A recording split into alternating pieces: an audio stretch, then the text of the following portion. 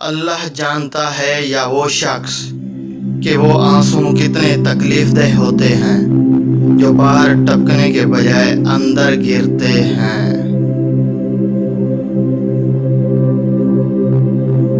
اگر یہ زندگی عارضی ہے تو مشکلات بھی مستقل نہیں، بس تم اپنے رب کے شکر گزار رہو۔ میں اللہ سے قطرہ قطرہ نہیں سمندر مانگتا ہوں، میں اللہ سے بہتر نہیں بہترین مانگتا ہوں، کیونکہ میں جانتا ہوں کہ سب اس کے اختیار میں ہے۔ باتوں کو بھلا دینے کی عادت ڈالیے، ہر بات کو یاد رکھنا اپنے ذہن کو کباڑ خانہ بنانا ہے۔ خدا کی محبت کا اندازہ بھی کمال ہے، سب کچھ دے کر کہتا ہے کوئی مانگنے والا۔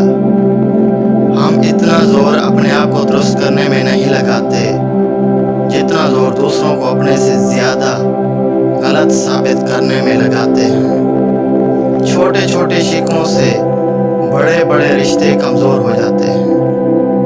موتی اگر کیچڑ میں بھی گر جائے تو موتی ہی رہتا ہے، اور گرد اگر آسمان پر بھی چڑھ جائے تو بے بھی قیمت ہے۔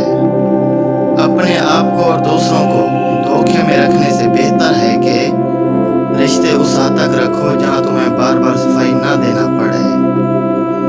خوف خدا دیکھنا ہے تو مسلمان کا دیکھ جو روزے میں وضو کا پانی منہ میں لے کر بھی نہیں پیتا۔ لوگوں کے سامنے مسکراتے رہا کرو اور اللہ کے سامنے رویا کرو، کیونکہ دنیا مسکرانے والوں کو پسند کرتی ہے اور اللہ رونے والوں کو۔ خوش رہنے کا سب سے اچھا اصول یہ بھی ہے کہ جہاں لگے کہ آپ کی جگہ نہیں، وہاں خاموشی سے خود کو الگ کر لو۔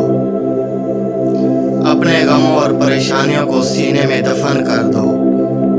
اگر انہیں چہرے پر سجاؤ گے تو کمزور ہو جاؤ گے۔